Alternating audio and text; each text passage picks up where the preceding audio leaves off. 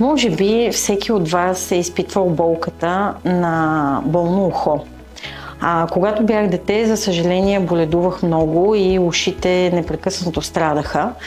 Оттам се запълнила тази болка и за мен е мисия да лекувам ушите на кучетата и котките, които толкова много обичам. Защо е важен прегледа на ушите? Прегледът на ушите е важен, защото чрез него ние можем да открием много рано някои неща, някои особености на ушния канал, да дадем съвети на собствениците и съответно да помогнем на много ранен етап. Профилактиката на ушите е важна.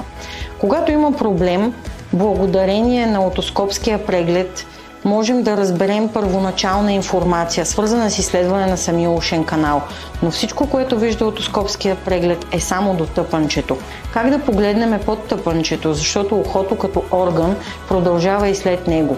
За да анализираме средното и вътрешното ухо, на помощ идват скенера и ядрено-магнитния резонанс. Благодарение на тях поставяме прецизна диагностика, а благодарение на видеоотоскопията и ендоскопската хирургия на ухото помагаме на по-сложните и по-вътрешни ушни среди, като средното и вътрешното ухо.